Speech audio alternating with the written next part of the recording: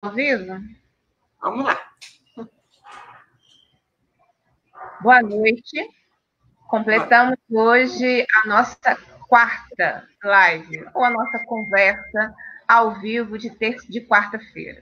Iniciamos com um grande companheiro de luta e de militância em defesa da educação, que foi o Carlos Augusto Abicalil, ex-deputado federal, ex-presidente da CNTE. Na semana seguinte, o nosso convidado para o debate foi o cientista político Rudá Rissi, que também trouxe elementos muito importantes sobre a conjuntura geral e como é que se insere a educação, a conjuntura educacional. Na semana seguinte, nós tivemos um debate sobre o Fundeb, com o presidente do Conselho Estadual do Fundeb e com o deputado federal Rogério Correia, trazendo aí o debate sobre a PEC 15, a sua importância e a sua urgência. Nos primeiros debates, com Carlos Augusto Abicalil, nós tivemos uma participação da coordenadora do Fórum Estadual de Educação, a professora Analise. E no debate com o Rudá Rissi, nós tivemos a participação da assistente social Neila Batista. Nós estamos hoje completando, então, um mês de debates da quarta-feira, e a nossa convidada é a professora Jussara Pasqualini. A Jussara é uma parceira de muito tempo, né? Ela tem um trabalho fundamental de pesquisa, de estudo da situação docente, do adoecimento docente, e há um tempo eu queria trazer essa conversa aqui para o debate nosso, porque os relatos que eu tenho recebido, os diálogos que eu tenho feito, demonstram que nós não estamos bem.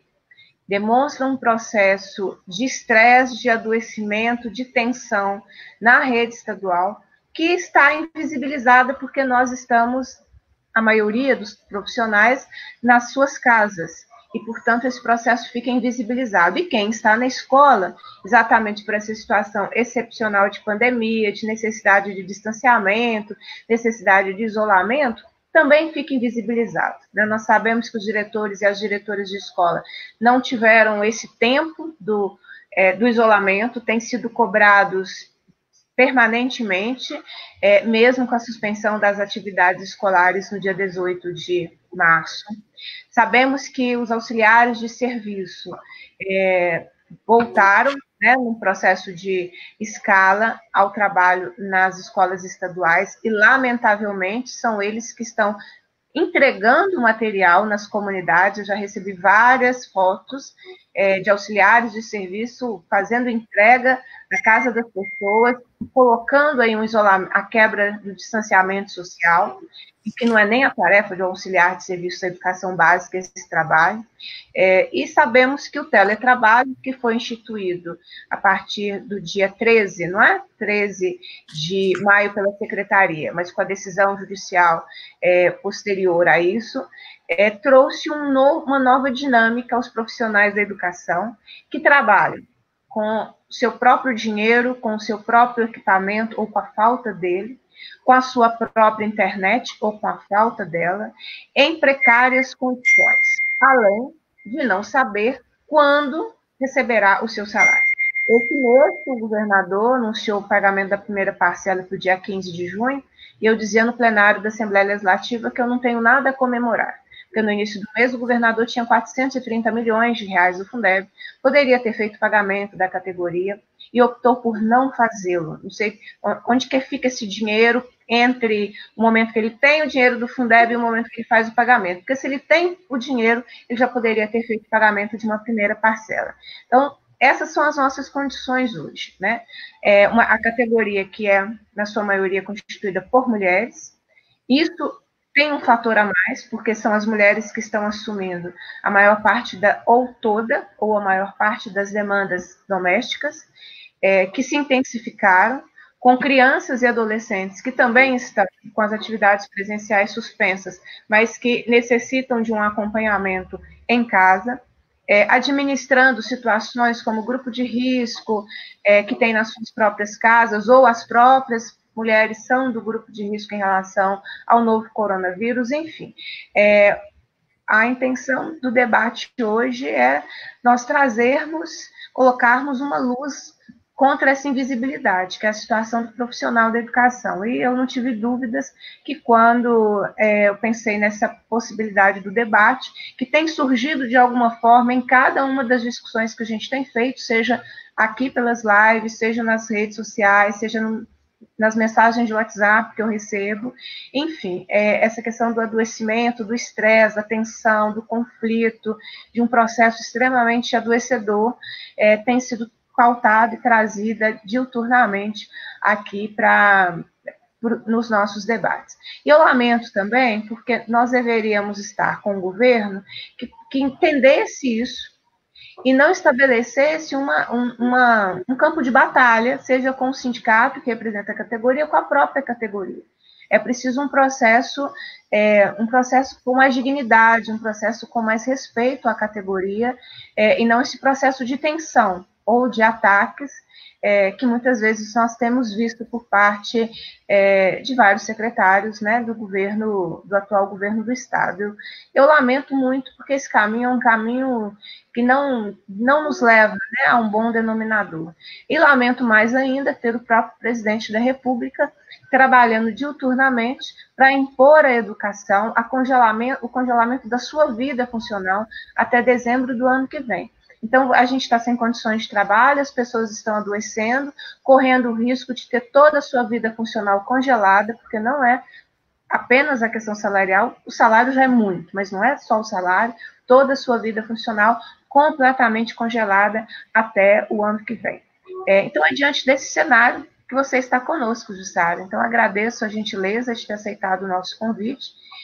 Eu já te passo para você cumprimentar a todos que já nos acompanham aqui pelas redes, mas também para já tecer as suas primeiras considerações sobre esse processo do adoecimento docente de uma forma geral, e depois nós vamos aprofundando na situação do adoecimento em relação à pandemia e à realidade aqui do nosso estado. Seja bem-vinda. Muito obrigada, Beatriz. Beatriz, como falou, inicialmente, nós já fizemos outras parcerias, e, assim, admiro demais o trabalho que ela vem realizando. E fui eu uma vez que ainda falei com você, não sei se você lembra disso. Beatriz, você tem que sair da educação e ir para a política. E que bom que ela está nos representando nesse espaço. Precisamos, sim, de pessoas que tenham a visão da escola, que tenham a visão do trabalho docente e que possam, então, estar defendendo as nossas causas. Aproveito para cumprimentar todos e todas que estão aqui com a gente nesse momento. É um momento de conflito, é um momento de exceção, é um momento de incertezas. E nesse momento, mais do que nunca, é necessário falar. Mais do que nunca, é necessário dar visibilidade ao que está acontecendo. Se nós estamos em isolamento social, se nós estamos trancadas na nossa casa, as tensões ficam maiores. Então, já que a gente não pode dar as mãos, que pelo menos as palavras possam nos enlaçar de alguma forma, possam nos dar esse conforto necessário em que nós estamos passando de uma situação extrema. Bem, eu não quero entrar nem no contexto político, porque acredito que os convidados anteriores fizeram isso bem. Eu queria entrar bem no campo da educação. Eu acho que é necessário eu voltar o olhar para o professor. Bem, primeiro eu coloco que o professor é todos aqueles que trabalham na escola. E aí eu não tiro o diretor, eu não tiro o coordenador, porque são professores que estão ocupando algum tipo de função. E nesse sentido, eu vejo que a categoria docente, ela já vem com um sofrimento muito grande há muito tempo. Ele não é um sofrimento agora, desse período. Não, pelo contrário. É uma categoria em que ela não consegue ver o resultado efetivo do seu trabalho.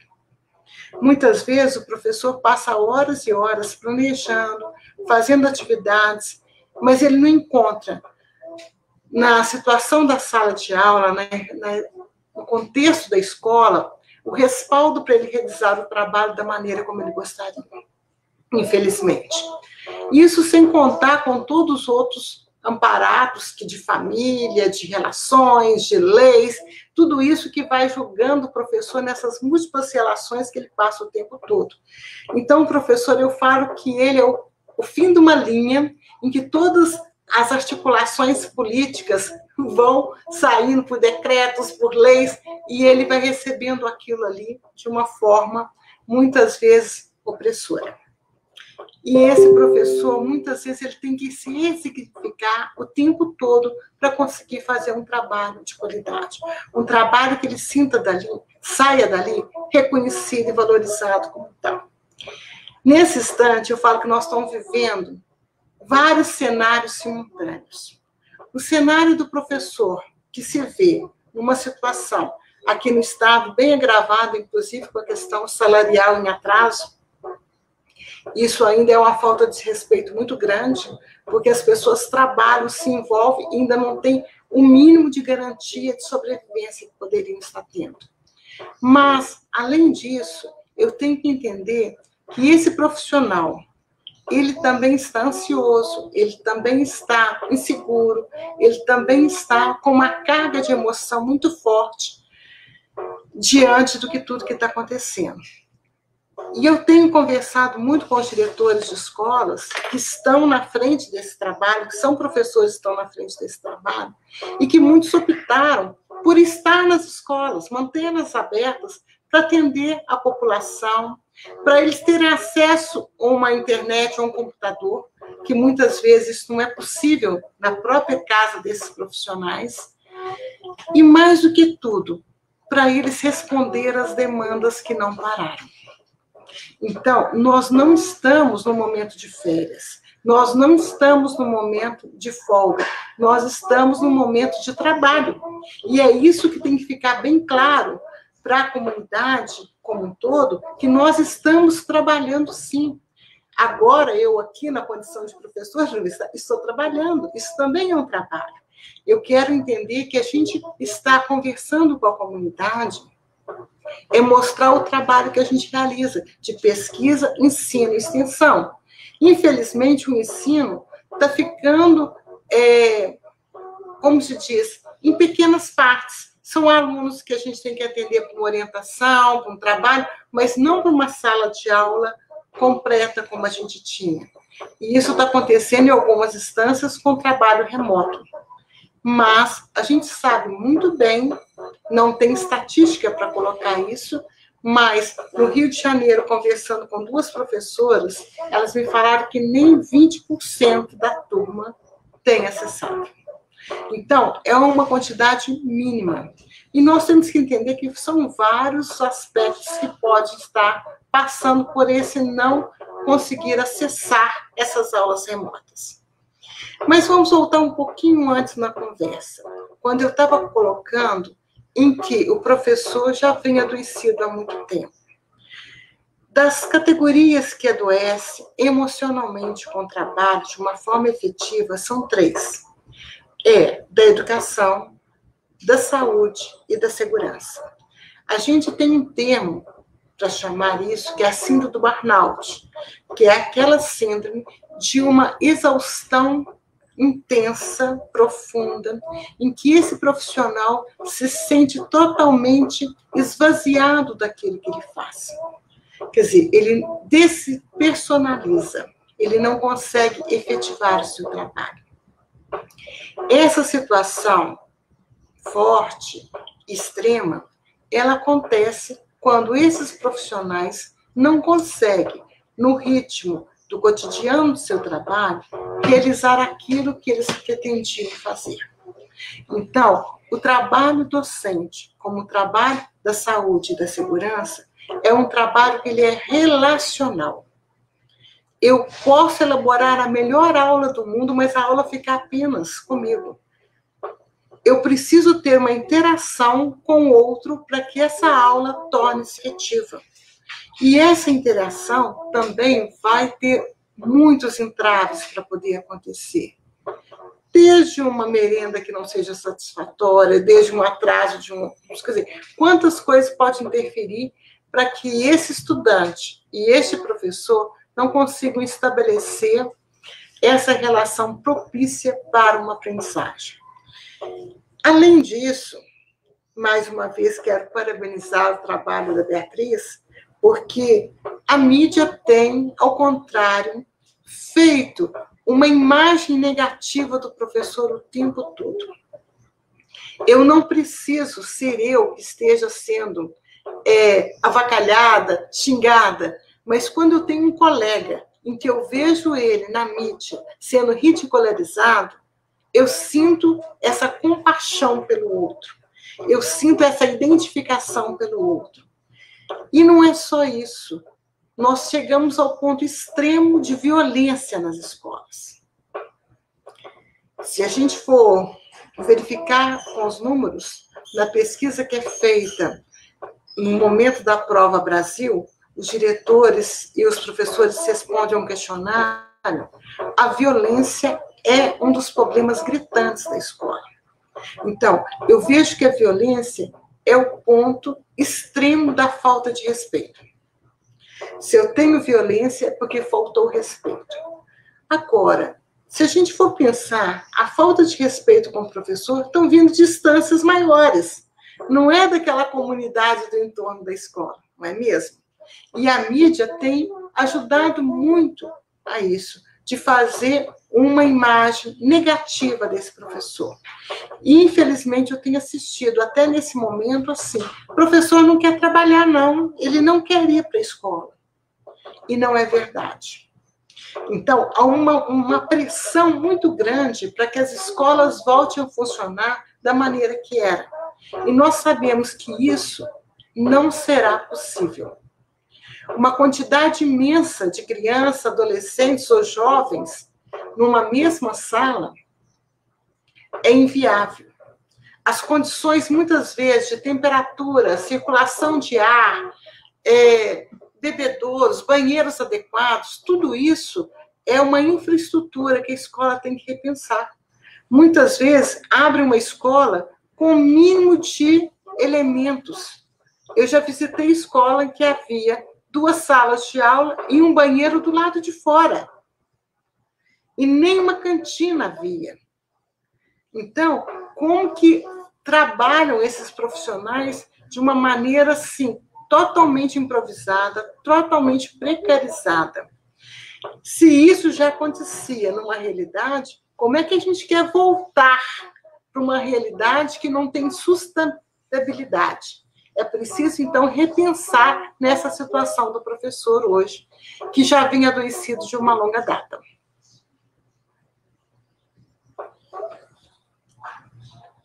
Beatriz, tem chamada aqui?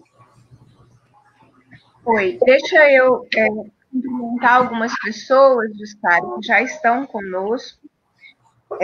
Nós já estamos aí com um público bacana na nossa sala, acompanhando a nossa live. E eu vou trazer aqui algumas considerações, que essa é uma característica da nossa forma de fazer as lives. A gente traz um pouco a fala, nunca consigo trazer a fala de todos, mas eu procuro trazer sempre algumas falas para que nós possamos, a partir delas, também conversar.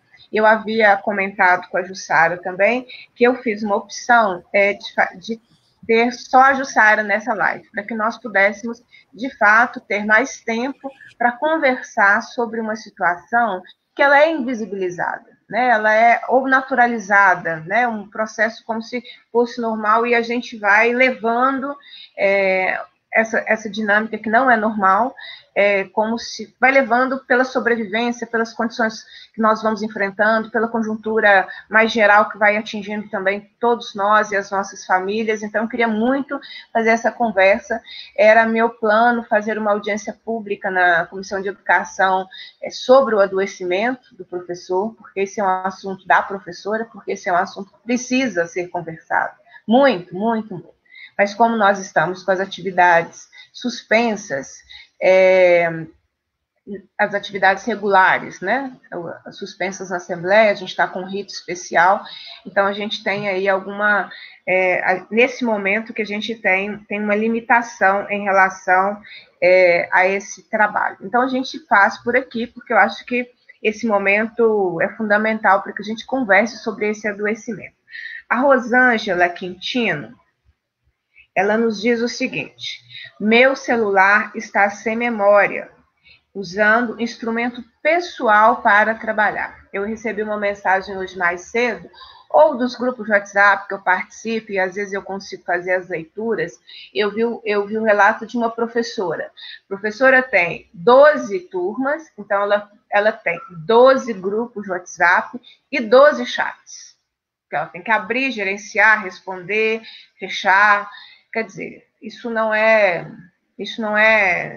não pode ser normal um processo, isso não pode ser um processo educativo, né?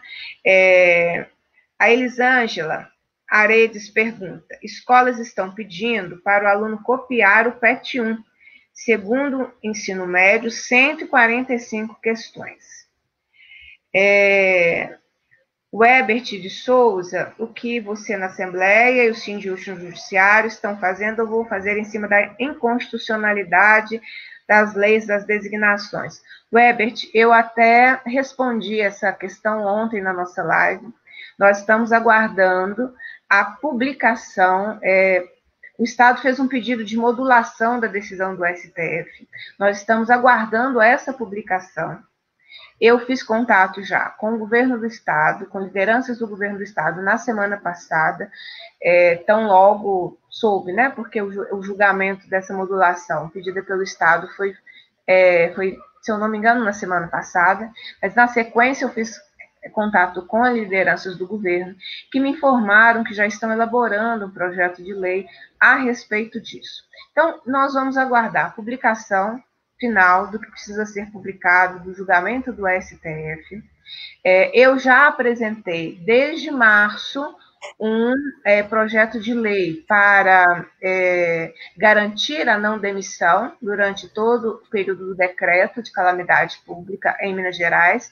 Isso garante, né, e resguarda todos os designados. Esse projeto de lei já tem uma diretriz aprovada sobre isso, mas nós estamos acompanhando para trabalhar naquilo que for o melhor para a categoria. O governo precisa dizer como ele vai atuar nessa questão, que é uma questão que envolve muitas pessoas, mas até para que isso aconteça, é preciso aguardar a publicação final dessa parte do julgamento. Então, nós vamos aguardar para que a gente possa orientar e possa atuar, mas eu já fiz contato, já sei que o governo está elaborando a princípio, o que me foi dito foi projeto de lei.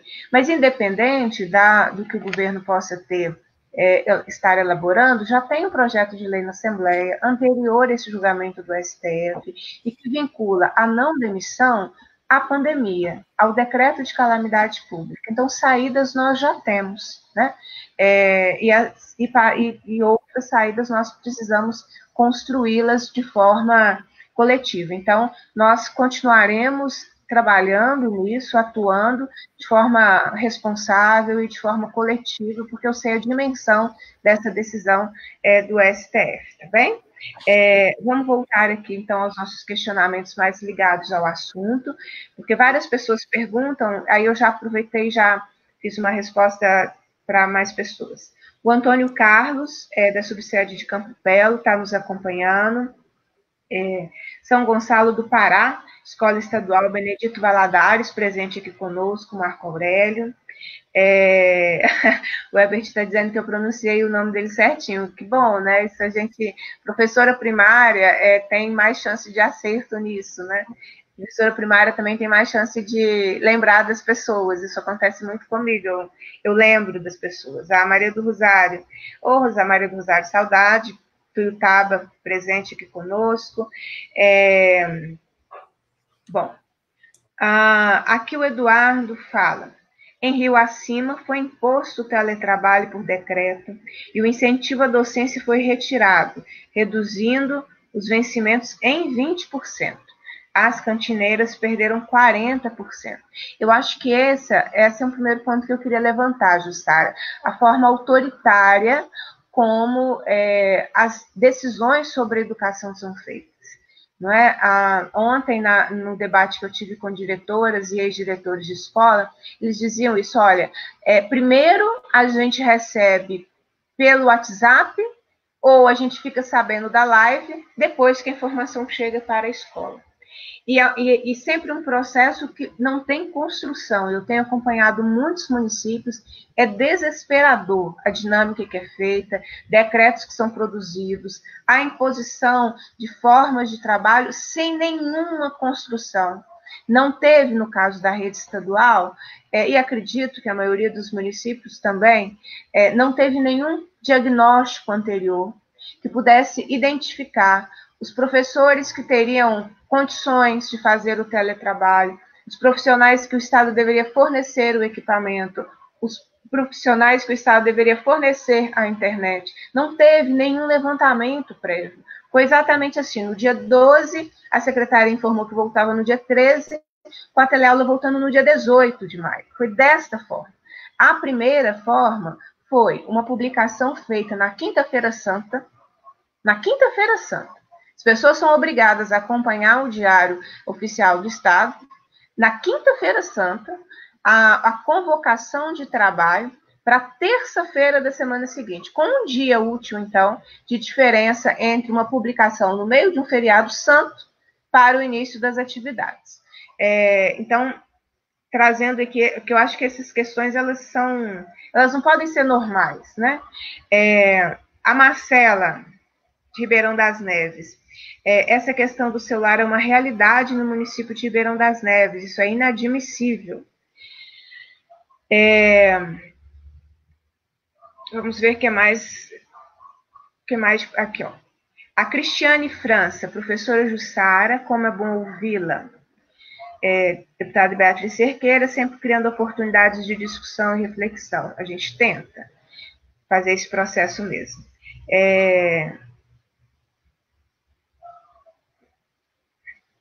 Uma outra situação aqui, trazida pelo Eduardo Abreu. Professora em Rio Acima, voltando de licença maternidade, sendo forçada a repor por teletrabalho a aula do período da sua licença. Uau, né?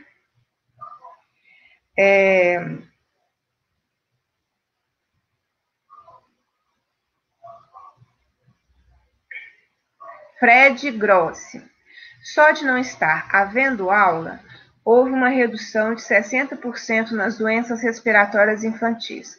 Isso está sendo um dado que está causando uma profunda mudança nas atividades escolares por causa de milhões de reais economizados no controle da doença infantil. Da Rosângela, eu já disse. Vamos ver se tem mais algum questionamento ou alguma posição aqui para que nós possamos conversar, dar continuidade à nossa conversa. A Marlene, professores desrespeitados o tempo todo estão nos adoecendo física e emocionalmente. De Rio Acima eu já falei.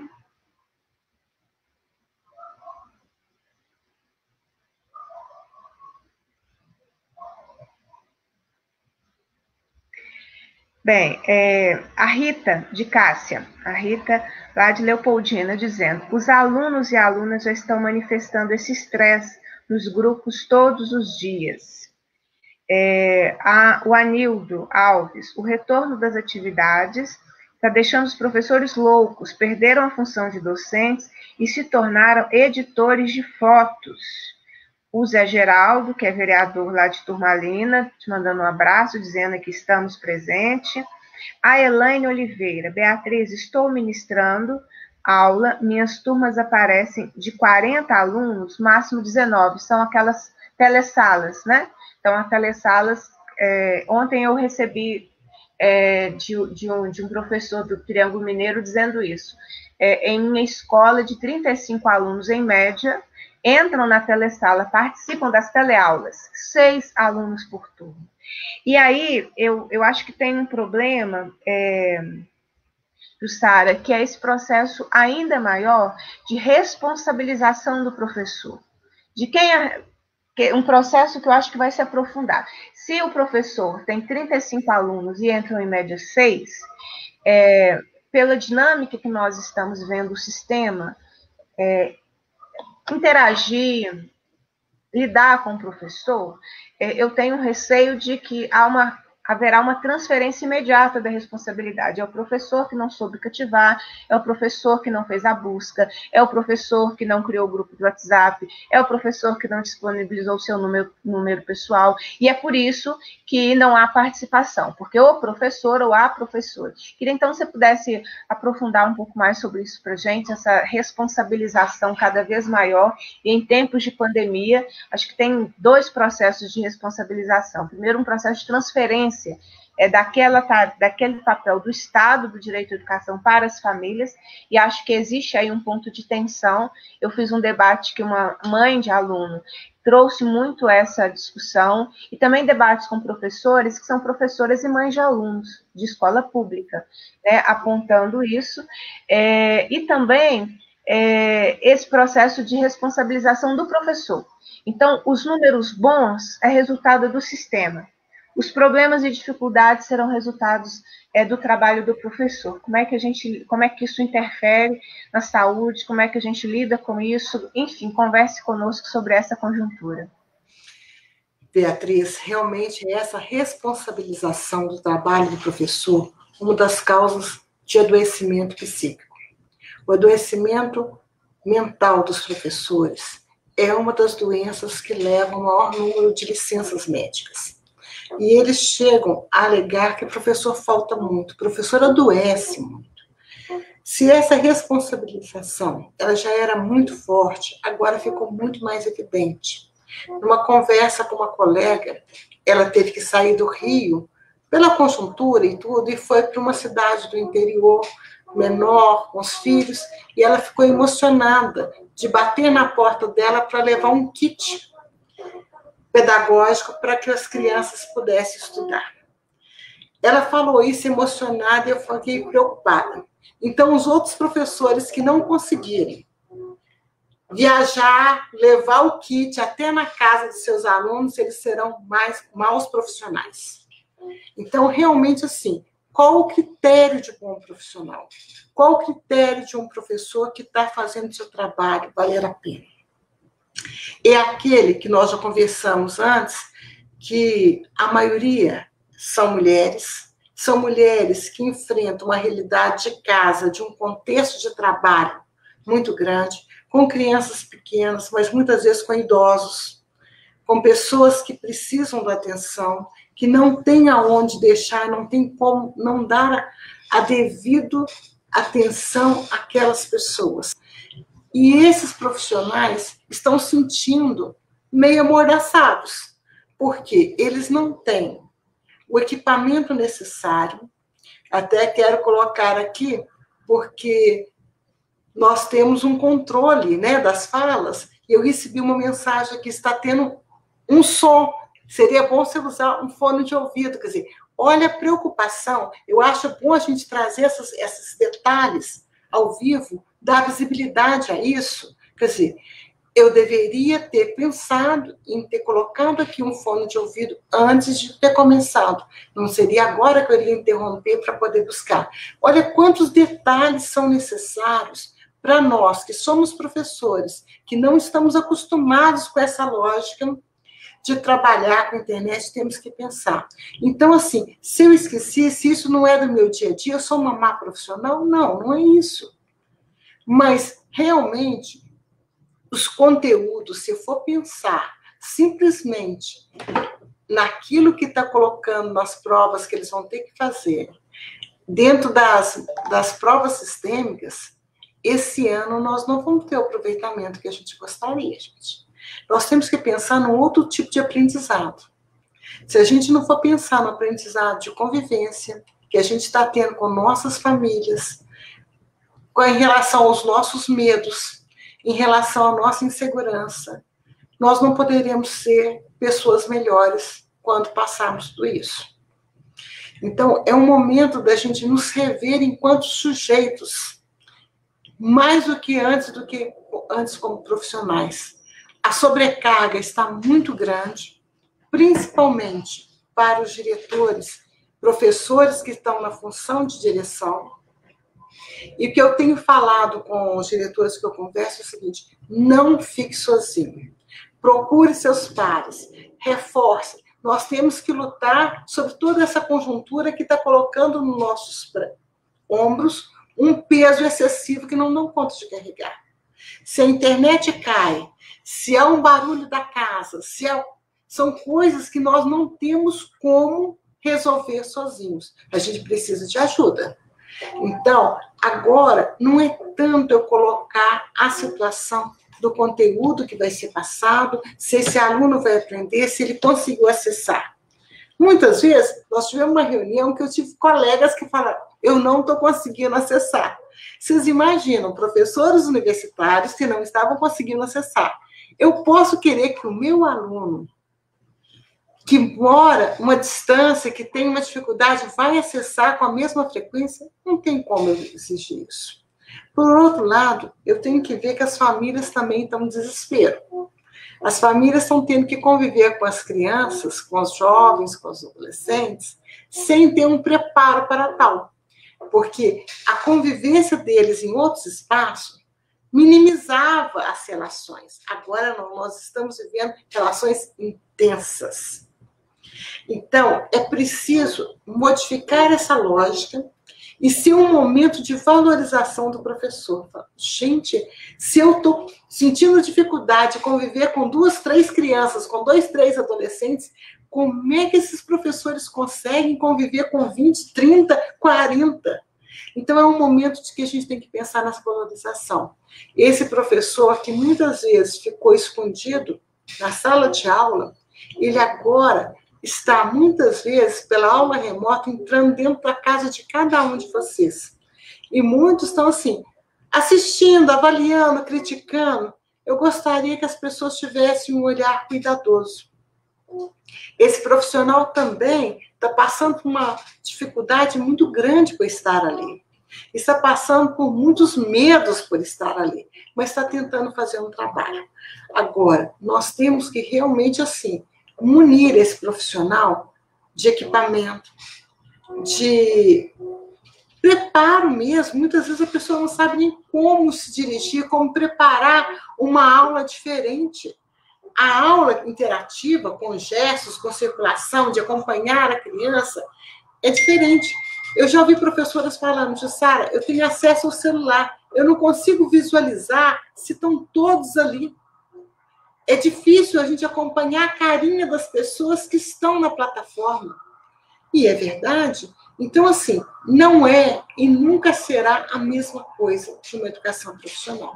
Não temos como a gente enxugar essa carga emocional de falar que vamos fazer um trabalho que terá os mesmos resultados. Não teremos. Poderemos ter outros resultados. Por exemplo, eu marquei com as minhas turmas para a gente ter uma conversa. Não é aula, não vai ser considerado como aula, não vai ter carga horária, mas saber de como eles estão. A gente tem um contato humano para saber o que está acontecendo. Uma aluna falou para mim, professora, na minha casa todos nós tivemos o Covid-19. Agora estamos bem, mas passamos por momentos muito difíceis, que até mesmo atender um telefone estava complicado. Então, assim, eu tenho que entender o que está acontecendo do outro lado. Não dá para imaginar que eu vou pegar uma aula remota, ou um programa de televisão, ou um filme, enxugar e falar, assistam e nós vamos conversar. Não é assim. Não dá para agir dessa maneira, porque estamos vivendo um momento que nós não estávamos preparados para ele. Então, nós temos que entender que nesse momento de exceção, as pessoas estão em conflito. E pessoas em conflito não conseguem fazer um trabalho da maneira como gostaria. Então, esse lado de responsabilizar os professores, eu vejo assim, com muita tristeza, porque isso não vem de agora. Isso já vem desde as provas sistêmicas, que colocam sempre que as escolas não estão cumprindo o papel que deveriam, sem uma análise de contexto maior. E agora, mais do que nunca, isso torna-se impossível de realizar, impossível de jogar essa culpa, essa responsabilização em cima dos professores.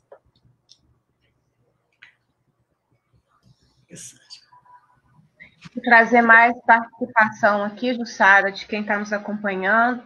Nossa live já alcançou aí um pouco mais de 1.300 pessoas. Desculpa, está atualizado. Quase 3.000 pessoas alcançadas, em 200 comentários. Eu vou tentar trazer alguns aqui para o nosso diálogo. A Judite é mãe de aluno. Eu a conheci na luta contra a municipalização de escola, né, de uma escola estadual em Nova Era. Então, é um olhar bem, bem importante. A Judite diz o seguinte: aqui em Nova Era, as escolas municipais estão abertas, só não tem aula. Mas funcionários da secretaria, limpeza, cantina, estão todos cumprindo horário e atendendo o público. Eu acho que é um pouco isso que você trouxe, né, Jussara? Existe uma ansiedade do retorno à normalidade. E de que quem não quer o retorno à normalidade porque compreende a pandemia, se torna responsável, não quer trabalhar, né? Não é se torna responsável, não quer trabalhar. Quem compreende a pandemia, quem compreende a necessidade do isolamento social, de repente é aquela pessoa que não quer trabalhar. Né? E essa situação que a Judite coloca, ela é completamente desnecessária, porque no momento da pandemia você tem setores que não podem parar. Você não pode diminuir o trabalho de um hospital, você não pode reduzir o trabalho do hospital, você não pode reduzir o trabalho da segurança pública. Então, se você não pode reduzir esses trabalhos, onde você vai reduzir para que todo esse processo da pandemia possa ser enfrentado como deve ser enfrentado cientificamente? A escola é esse lugar, né, que você reduz, que você não tem convívio, e eu não compreendo por que prefeitos fazem essa convocação completamente desnecessária. Não é necessário, né, esse processo. Bem, a Elisângela está dizendo: sabe o que é pior? A maioria não tem os recursos tecnológicos. Triste realidade. Esse é um outro problema. Você tem uma imposição e uma série de regras a cumprir e você não tem condições de cumpri-la. Tanto o aluno quanto a professora. Como é que vai ser o pós tudo isso? Eu fico, embora o nosso debate é o adoecimento, né? Mas o risco que nós teremos de uma evasão, de um abandono da escola, ele é gigantesco por esse processo, né? Você responsabiliza a família pela família não conseguir ter os instrumentos. Eu recebi de uma professora de uma cidade do norte de Minas um relato que corta o coração. Eu falei assim: olha, Beatriz, a família está usando o auxílio emergencial para dar entrada no celular. E vai parcelar o resto, vai se endividar, um celular para 3 filhos na casa. Não vai dar certo, não é? Isso é processo de aprendizagem. Mas a família, na ansiedade de não ter o seu filho prejudicado, comprou o celular. Comprou o celular com pacote de internet. A Elaine Ribeiro, professora lá em Uberlândia, dizendo que a escola particular já está demitindo quem corrige os trabalhos colocando robôs. Márcia Barreto, a secretaria coloca os diretores, inspetores, supervisores, e os professores ficam sufocados de tanta pressão. Está difícil. O Márcio Pereira: estou cumprindo o meu horário regular em casa, fico à disposição dos meus alunos nos grupos de WhatsApp. Muitos alunos saem dos grupos. Gasto crédito ligando para eles. Muitos falam que não estão dando conta, vontade de abandonar os estudos. Levo palavras de esperança. Ontem mesmo encerrei uma aula, fiquei depois do horário conversando com a turma, motivando-os quase 2 horas. Muitos estavam querendo desistir. Procure estar em contato com eles. Está muito desgastante. Muitos da zona rural só têm acesso ao material impresso.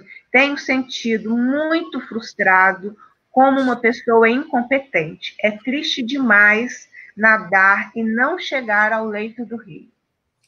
Esse é o exemplo clássico de um adoecimento.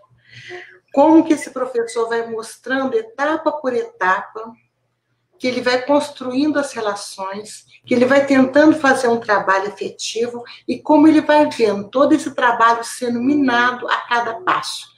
E ele termina falando, eu estou muito frustrado. Ele está adoecido. Ele já chegou a um grau de adoecimento, porque por mais que ele tente, ele não vai conseguir as respostas que ele gostaria. E escola privada, nem vou entrar no âmbito aqui, mas quantidade que estão sendo judicializadas pela mensalidade, outras tantas fechando. Quer dizer, então, é um campo que a gente tem que entender que esses professores muitas vezes estão dando mais do que poderiam. A gente brinca que o professor trabalha com sangue, eu estou falando que a gente agora está cortando na carne. Porque cada caso que a gente escuta, professora, eu posso te ligar mais tarde, porque aqui em casa só tem um cômodo. Meu marido está desempregado, ele está aqui, não está uma relação muito boa para a gente poder conversar. Olha, são casos difíceis que a gente escuta a todo momento, de pessoas que estão passando situações de conflito na convivência, pessoas que estão passando fome. O Rio de Janeiro tem organizado muitos mutirões de levar cestas básicas para estudantes. Como que a gente vai fazer para que esse aluno que tem que comprar um celular financiado para ter um celular por cada família, não vai ter condição, não vai ter. Então, esses professores, se tentar colocar a culpa toda em cima deles, esse adoecimento já está real, ele já está acontecendo. Então, é preciso buscar ajuda. Buscar ajuda, primeiro no coletivo próprio dos professores, e até, no sentido, procurar ajuda mesmo médica. Porque a insatisfação, a frustração vai chegando a um ponto. Eu tive uma professora que foi contando para mim passo a passo. Começou com uma coceira no corpo, que não parava, depois com uma insônia, com uma agitação, e ela estava num grau de estresse violento. Então, vamos dar atenção ao nosso corpo.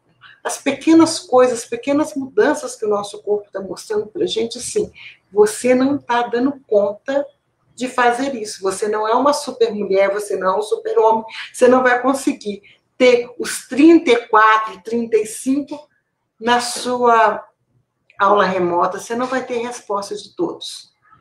Mas, porém, a gente não consegue ficar parado também, né, Beatriz? Para quem é professor, para quem já foi professor de educação básica, como eu também fui, a gente procura essa relação com o outro. A gente procura ter uma palavra, ter uma atenção, procurar fazer uma transformação na vida do outro. Mas nós não vamos conseguir isso 100%. E esse adoecimento, ele está ficando cada vez maior. Eu vou continuar aqui, porque eu acho que os relatos dizem por si, né? A gente conversa sobre a vida concreta, eu acho que é o que faz sentido. Eu vou ler um comentário agora, o comentário da Sandra Silvestrini. A Sandra não é da educação. A Sandra é servidora do judiciário, ela foi presidenta do Serjusmig, mas é uma grande parceira, e ela diz o seguinte: boa noite, recebam minha solidariedade, todos os educadores e educadoras. Vocês que sem equipamento, sem espaço físico, têm que se desdobrar para pensar formas de ensinar e prender a atenção dos jovens que estão entediados. Parabéns, deputada Beatriz Cerqueiro, por abrir espaço de debate, reflexão, sugestão, decisões coletivas, por dar voz, como sempre deu, aos educadores. Agradeço muito a gentileza da Sandra. O Gilmar dizendo aqui: eu jamais abrirei mão do meu direito de imagem, de privacidade, do resguardo dos meus dados. Mas tem uma característica aqui no Estado, Jussara, não tem uma forma homogênea. O Gilmar está dizendo corretamente: eu não abro mão, então não forneço, não vou fazer grupos de WhatsApp. Mas em várias escolas, os professores têm sido pressionados a criar grupos de WhatsApp. Há 2 semanas atrás, eu conversei com uma professora de sociologia, ela estava aliás, às vezes o professor não é pressionado, o professor é colocado no grupo de WhatsApp. Não é ele que cria, não. Ele é colocado no grupo de WhatsApp. Eu conversava com uma professora, a professora dizia, eu estou em 19 grupos de WhatsApp. Um outro professor relatou que no final de semana, no final, na contagem, ele tinha recebido 100.000 mensagens. Está circulando nas redes sociais uma situação de uma professora que denunciou que ela estava com seus alunos e o grupo foi invadido e quem invadiu o grupo começou a distribuir material pornográfico. Porque também não tem segurança, né? Essa forma remota que não foi construída, não foi pensada, ela não guarda a segurança necessária, né? Vamos ver o que mais. A Feliciana Saldanha, a Feliciana lá de Patinga. A exclusão do direito à educação é gritante. Isso contribui para o adoecimento dos educadores. Em sã consciência, não há educador que conviva com a realidade destas, e saia ileso.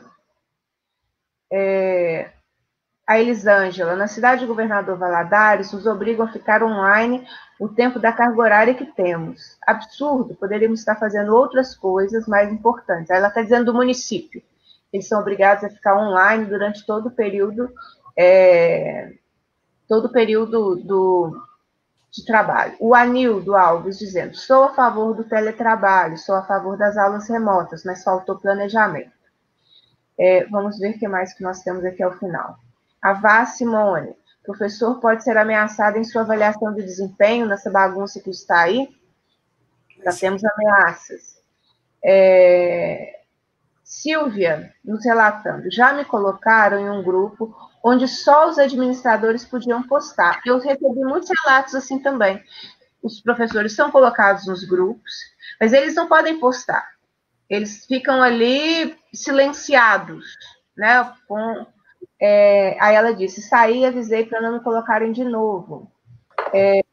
O Cídio Lopes, e se eu não tivesse o aparelho? Me deram como opção ir para a escola cumprir o horário durante uma pandemia. A Elisângela está aqui reforçando, né? Ninguém é obrigado a fornecer o número de WhatsApp. Ulisses Couto, sequer nas regiões polo, os alunos têm acesso. Imagine a agonia daqueles que estão em regiões mais remotas. Infelizmente, exclusão e adoecimento por todos, por número de causas, por N causas, só tende a aumentar. Maria das Graças de Itaúna. Tenho recebido muitos relatos de professores que não sabem quando fazer quando as aulas voltarem ao normal, pois já estão se sentindo desgastados, estressados, cansados, desmotivados. Não tem como atender todos os alunos. Então estão tendo crise de desânimo, choro, desespero, pois estão à disposição 24 horas. Não sei o que responder.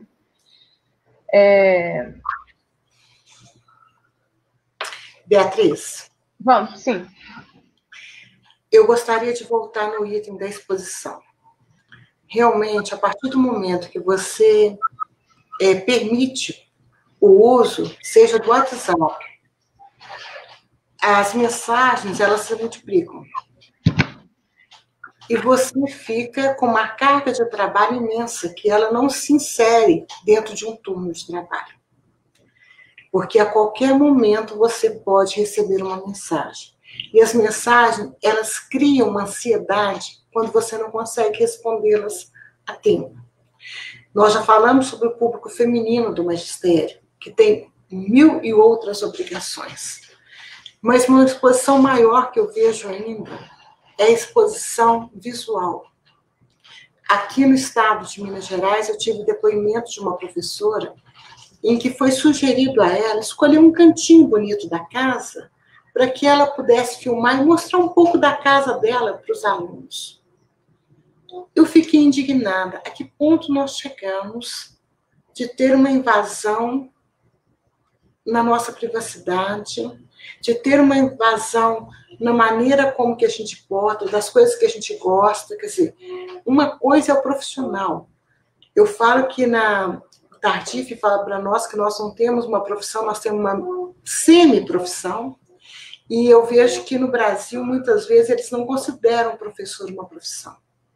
Consideram o professor um faz-tudo, um elemento da sociedade que pode cobrir qualquer coisa. E isso me assusta muito.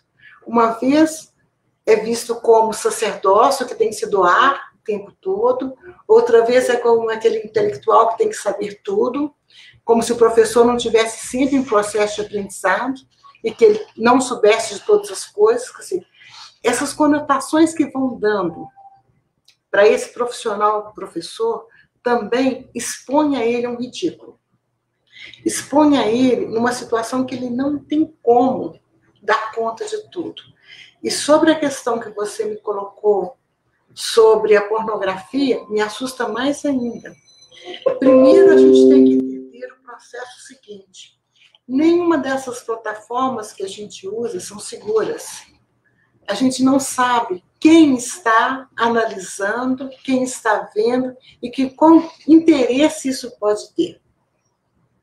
Então, a partir do momento que a gente coloca a nossa imagem, coloca as nossas concepções, isso pode, em algum momento, ainda ser usado contra nós.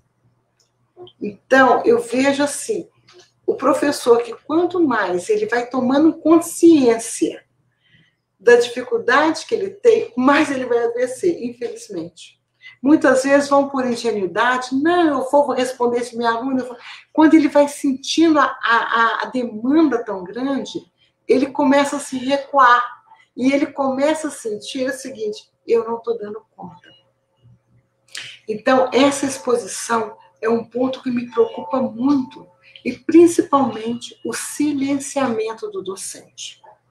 Se a gente começa a silenciar, se a gente começa a acatar e aceitar todos os tipos de imposição, nós estamos perdendo a nossa capacidade criativa, nós estamos perdendo a nossa condição de sujeitos. Yves Clot, que é um psicólogo francês, ele fala que todo sujeito quer ser sujeito de suas próprias causas. Quer dizer, cada pessoa humana, ela tem que ter um certo controle sobre aquilo que ela está fazendo. Quando isso é retirado de uma maneira brutal, como está sendo, quer dizer, eu não tenho poder de escolha nenhuma, eu sou colocada num grupo de WhatsApp sem querer, eu sou colocada numa exposição sem querer, isso me fere muito por dentro. E isso vai me silenciando, e esse silenciamento que vai acontecendo é uma forma de despersonalizar a pessoa humana. Esse profissional que já era o meio tudo, ele passa a ser cada vez mais o menos nada. Então, é um cuidado extremo que a gente tem que ter agora de buscar reforços no coletivo de professores, nas instâncias que nos representam, porque a luta sozinha vai ser implacável. Vai ser implacável. Então, eu tenho que me unir a outros profissionais, eu tenho que unir a pessoas que possam me dar uma ajuda, e nesse sentido, são as entidades que estão do meu lado, que têm que me favorecer, que têm que me dar o suporte necessário no campo profissional. Se eu estou relatando como esse professor, eu preciso de ajuda médica. Não tenham medo, gente, de procurar ajuda médica. Eu posso ouvir um colega, eu posso mostrar para ele sinais e sintomas que ele está me mostrando já de um desequilíbrio, mas eu, enquanto professora, não tenho como orientar qual o melhor caminho a seguir. E eu tenho ouvido de diretoras falando isso, Jussara, eu tenho falado com minhas professoras, vão procurar ajuda profissional. Vamos procurar, porque a situação está saindo dos limites. Então, assim, com esse nível de exposição, de silenciamento, eu tenho receios de professores que vão surtar na frente de um vídeo, de professores que possam surtar ao planejar. Por quê? a pressão está muito forte. Então, é preciso procurar ajuda das instâncias maiores, seja no campo profissional, seja das entidades que nos assessoriam, os sindicatos, cada um com as suas coisas, e também na ajuda médica. São 3 campos de atuação que eu não posso esquecer. Eu, Jussara, profissional, professora, não tenho como dar conta de tudo isso. Aonde eu vou buscar elementos e reforço para tentar fazer o meu trabalho da melhor forma possível? Então, eu vejo que discutir esse tema, trazer o adoecimento docente, nesse momento, ele é importante, mas ele não pode ficar também centralizado apenas nesse momento em que grande parte das pessoas estão afetadas, estão inseguras, estão com medo. Eu tenho que trazer esse adoecimento docente lá de trás, que já vem num progresso e está acentuado nesse momento agora. Mas a discussão desse adoecimento professor, ele precisa ter visibilidade, sim. Ele precisa ser considerado, ele precisa ser tratado em instâncias diferenciadas, para que esse professor possa ser respeitado, para que esse professor possa ser valorizado naquilo que ele faz e que procura fazer de uma maneira muito boa. Eu costumo falar com os alunos, com os estudantes, que nem um professor sai de casa para realizar um trabalho para não dar certo. Cada um que sai de casa sai com a intenção que o trabalho seja realizado da melhor forma possível. Mas quando ele volta, muitas vezes ele volta frustrado, ele volta adoecido. Agora nós não estamos precisando sair de casa mesmo, é de dentro de casa mesmo que a gente está recebendo, como diz, as bombas prontas. Então é preciso ter esse cuidado de ter espaços de fala, de ter espaços exatamente de deixar que a palavra flua, que esse silenciamento possa ser rompido. E quando eu falo, a palavra cura.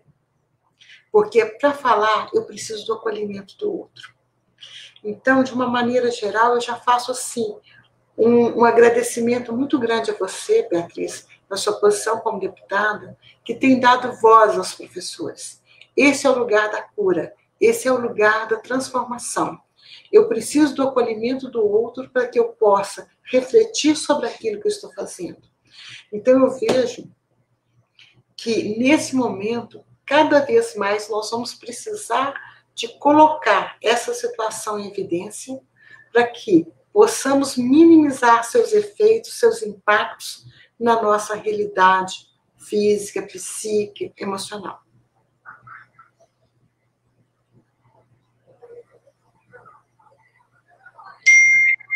Cara, eu quero te agradecer muito. Nós já estamos aí com 1 hora de conversa, é mais ou menos o nosso combinado. Mas eu quero agradecer porque a live vai ficar, né, na nossa página e as pessoas terão a oportunidade de escutá-la. Eu vou sugerir, eu vou mandar o link para que as pessoas compreendam melhor como enfrentar esse momento. Porque eu acho que as reflexões que você traz, que nós não daremos conta. Não daremos conta não é por uma característica pessoal, individual. Nós não daremos conta porque a dinâmica, como ela foi estabelecida, não é possível que nenhum profissional dê conta. Então, a gente precisa romper essa ideia da responsabilização individual pelas coisas que não dão certo. Romper essa responsabilização individual pela desistência que a gente tem visto nos alunos, porque isso está acontecendo, só quem não sabe o que é escola pública acharia que esse modelo que nós estamos vivendo aqui no Estado, ele daria certo. Assim, e me assustou muito a completa ausência de escuta. Os diretores de escola não foram escutados. Ninguém foi escutado, eu não vou ficar enumerando, mas assim, ninguém foi escutado. Me parece que teve uma corrida a corrida era para quem conseguisse colocar em normalidade a educação. O governador quis voltar às atividades em abril. Inclusive, os professores estavam convocados para retornar às atividades no dia 22 de abril. Foi o Sindiúd que conquistou uma liminar no mandado de segurança. O Sindhut preservou a vida de muita gente, porque em abril, quando a gente estava ainda num processo ainda menor, né, de contaminação do que nós estamos hoje, mas era um processo crescente de contaminação. E o sindicato, ao conquistar essa decisão no Tribunal de Justiça, defendeu a vida das pessoas, algo fundamental. Né? Mas hoje, quem garante o não retorno presencial aqui em Minas Gerais é uma decisão judicial. Hoje teve uma coletiva do governo do estado sobre a questão da educação e teve uma fala categórica: estamos prontos para o retorno presencial. Como é possível dizer isso à sociedade? Como é possível dizer isso aos seus profissionais? Então, assim, essa relação sempre de tensionar, o professor é sempre aquele profissional que tem que ser vencido, tem que ser derrotado. É uma relação que é difícil compreender, ou não, né? Não é difícil compreender, mas é uma situação que precisa ser discutida. Como é que o professor é aquele que sabe, por uma entrevista coletiva, que a rede está pronta para voltar presencialmente? O que o professor pensa se ele escuta isso? O que mamãe pensa se escuta isso? Opa, segunda-feira eu vou mandar meus meninos para a escola. É deseducador esse processo, né? Quando as atividades remotas começaram, as famílias foram orientadas pelo governo, dizendo: podem ir na escola segunda-feira que o material estará lá. O Estado falou algo que não era real, jogou nas costas do diretor ou da diretora uma responsabilidade que ele não tinha se preparado para tal, porque foi do final da semana para o início da outra semana, e ainda incentivou a quebra do isolamento, a ida das pessoas à escola para pegar material. Então, assim, não é pouca coisa que a gente está enfrentando, então eu queria externar minha gratidão pela sua, por todo esse debate, né, que você consegue linkar muito bem com a realidade. E eu queria te passar para as considerações finais, mas nas considerações finais eu queria te fazer uma pergunta. Na sua avaliação, com a sua experiência, que alternativas nós temos? O que é possível propor? Eu estou num espaço que eu tento transformar todos os problemas que eu encontro em alguma atuação parlamentar. As alternativas não virão do poder público. Ao contrário, tem uma competição de uma volta a uma falsa normalidade absurda. Então, as alternativas terão que ser construídas por nós, movimentos, entidades que pensam e se preocupam com a educação. O que você pensa disso? Que alternativas nós temos para esse momento todo? E também as suas considerações aqui no nosso debate. Obrigada, Beatriz, mais uma vez. Olha, o que eu vejo é o seguinte: nesse cenário está cada vez mais particularizando e fragilizando as decisões. Então, em cada cidade, em cada escola, age de uma forma. Se nós estamos todos passando por uma situação diferente, extrema, é o momento da gente unir. Não temos uma receita pronta, não temos. Nós somos pegos de surpresas mesmo e não temos. Porém, tem alguns indícios que a gente deve pensar. Essa forma remota é uma que não está surtindo o efeito necessário. Quem sabe seria um momento da gente viver um outro tipo de relação, não pensar tanto na questão de conteúdo nesse momento, porque não são só os professores que estão adoecidos, os estudantes também estão manifestando todo esse contexto nebuloso que a gente está vivendo. Mas também começarmos a pensar, a preparar uma volta. A convivência, ela é importante como processo de aprendizado. Mas as escolas, como nós temos na atualidade, com a infraestrutura que nós temos, com o número de alunos por sala, ela não poderá existir dessa forma.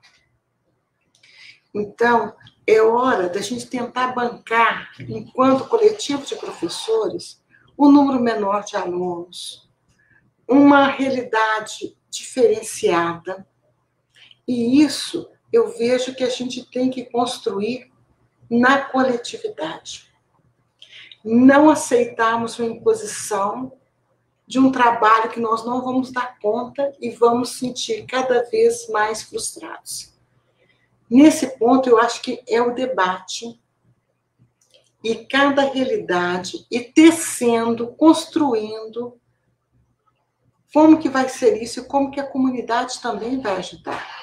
Que seja aulas com tempos menores, que seja com uma forma de rodízio, não sei. Nós temos indício que do jeito que estava, vai ser impossível a gente conviver.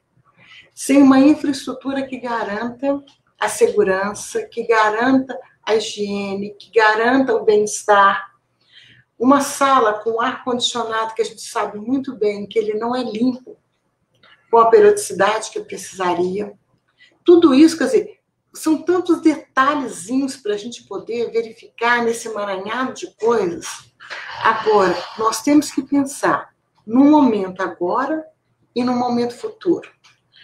Então, são um pé em cada realidade. Agora, o que eu posso fazer dentro do meu coletivo? E eu buscar uma coisa que eu aprendi no tempo que eu fiquei em Portugal, eu vi assim como que os diretores eram unidos e como eles tinham um diálogo muito próximo do Ministério de Educação. Também não vou comparar o tamanho de Portugal com o tamanho do Brasil. Mas eu estou vendo que nós não estamos tendo esse diálogo nem com nossos prefeitos. Quem diz com as outras instâncias federativas. Mas, assim, eu estou precisando de estreitar esses laços. De alguma forma, através dos nossos representantes legais, né, que possam ser a voz nas outras instâncias do executivo, mas nós vamos ter que pensar numa outra escola. A escola como nós tínhamos até então, se ela voltar, a gente está dando, como se diz, um tiro no pé. Não tem como a gente voltar com as condições de saúde, de segurança, de sanidade, de sanitárias mesmo, de convivência. Então, eu reforço, Beatriz, que neste momento, essa construção, ela tem que ser feita no coletivo, que a gente procure alicerçar mecanismos, tanto com as entidades que apoiam os professores, seja os sindicatos, seja as instituições, como também com a parte diretiva da escola, que possa ter uma representação maior e repensar cada escola, mas pensar num coletivo. Senão nós vamos ficar assim, tal diretora colocou isso, tal prefeito colocou isso aqui. Não vai dar. Nós vamos continuar nesse emaranhado de sofrimento que nós estamos vivendo aqui agora.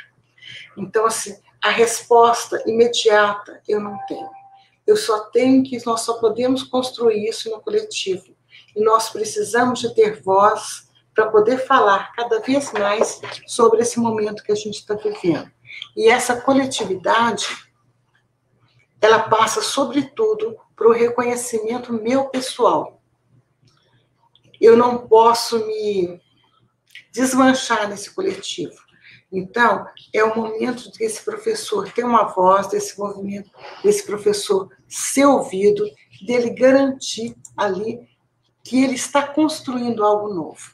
Eu falo que o melhor mecanismo de saúde mental para qualquer pessoa humana é ela sentir que ela tem um poder criativo. Quando eu estou criando, eu estou mostrando que o meu grau de saúde mental está bom. Então, eu convoco, de certa maneira, todos os colegas a pensar e a unir as entidades que podem estar nos apoiando para poder realizar esse trabalho, que seja uma posição dos professores e não uma imposição que venha de forma que a gente usa um termo de renormatização, né? Mas que a gente vai tentar reelaborar essas condições. É um momento de ressignificar a nossa profissão, é um momento de ressignificar a aprendizagem, que é uma aprendizagem que não vai ser simplesmente o conteúdo, mas uma aprendizagem de vivência, de escuta, de compartilhamento e, acima de tudo, de transformação social. Eu quero entender que esse momento, por mais sofrido que ele seja, que esse momento de conflito seja um momento de criar, seja um momento de transformar, seja um momento de mudança positiva. Nesse momento, eu coloco toda a minha concepção de acreditar numa educação que possa fazer diferença. Não só que faça diferença numérica, nos índices de provas sistêmicas, mas uma educação que faça transformação na pessoa humana. E aí deixo o meu agradecimento a você pelo trabalho que vem realizando como uma representante dos professores, como uma educadora que acredita e pensa numa educação de qualidade, uma educação que não pode ficar simplesmente submetida, limitada, silenciada a propósitos totalmente diferentes do contexto de escola. Muitas vezes parece que as leis vêm de paraquedas, de uma pessoa que nunca passou por uma escola, que nunca conviveu com os professores. Então, eu estou querendo um processo mais humano. Eu gostaria que realmente entendesse que o professor que está do outro lado da aula remota também é uma pessoa humana com todas as suas dificuldades naquele momento. E é um profissional que precisa muito do nosso respeito, muito do nosso valor, muito da nossa atenção. Então, agradeço a todos que ficaram aqui nesse momento e quero, assim, mais uma vez colocar que a discussão do adoecimento do professor não parte apenas desse momento. Ele já vem sendo expresso de muitas formas, com muitas licenças médicas, com muito sofrimento por parte dos docentes. E nós precisamos, sim, tentar reverter isso. E eu sei que é pela palavra, que é pela participação, pela coletividade. Então, meu muito obrigado pela oportunidade de partilhar com vocês nessa noite, de trazer aqui um pouquinho dos meus anseios, um pouquinho das minhas pesquisas sobre esse profissional que eu acredito que deve ser um diferencial na nossa sociedade. Muito obrigada mesmo. Jussara, eu que agradeço. Nós tivemos mais de 350 comentários, que demonstra, né, a relevância do assunto. Você trouxe assim, reflexões fundamentais que nós precisávamos escutar, de todo o processo que nós estamos vivendo. Então, eu quero agradecê-la. Espero que quando as atividades presenciais na Assembleia Legislativa retornarem, a gente possa fazer esse debate sobre o adoecimento e a situação dos nossos profissionais da educação, lá na Comissão de Educação, mas enquanto isso a gente segue por aqui fazendo debate virtualmente, que é um momento também de encontro e de escuta que nós temos tentado fazer. Então, gratidão pela sua gentileza, por ter dedicado um tempo, né? Geralmente à noite é um tempo que a gente já fez todo o trabalho do dia, então o tempo que a gente vai fazer uma live, então eu queria muito te agradecer, gratidão por ter disponibilizado esse tempo para estar conosco, todos que nos acompanharam, aí ó, a Vera me corrigindo, mais de 400 comentários, significa então a relevância, né, do assunto. Eu queria finalizar aqui agradecendo todo mundo que nos acompanhou, através da professora Gilvanita de Porteirinha, que está aqui nos acompanhando. Então, agradecer através dela todos que estiveram conosco, e quem chegou depois, quem chegou por agora, vale a pena assistir, porque a Jussara traz reflexões que são fundamentais para a nossa condição, né, docente, e como a gente precisa entender esse momento que nós estamos enfrentando, que não tem sido fácil. Então, gratidão, Jussara, gratidão, Vera, por ter comandado aí a nossa sala de debates, e gratidão a todos que nos acompanharam. Terça e quarta são nossas conversas sobre educação, então já é um compromisso marcado. Quem tiver fôlego, daqui a pouco eu começo um debate sobre mineração, convidada pelo movimento, pelo MAM. Vou debater um pouco a situação da mineração, compartilho no meu Face esse debate que começa às 20 horas. Hoje é dia de live dupla, sabe? Então, tem dias que a gente faz... Muito trabalho, pelo que eu estou... Para os fracos. Nós estamos 2 Eu por dia. gostaria de ter acesso a esses comentários, seria possível? Sim, ficam disponíveis na página. Estão todos lá. Pode ficar à vontade, se você quiser interagir. Tem muitos elogios à sua fala, né, muita gratidão à sua fala, porque eu acho que ela foi fundamental, né? Não é à toa que, quando eu pensei nesse assunto, eu falei assim, não, é a Jussara quem tem que estar conosco. Então, forte abraço, muito obrigada. Vamos seguindo aí, fazendo as lutas necessárias em defesa da educação. Obrigada, pessoal. Até a nossa próxima live.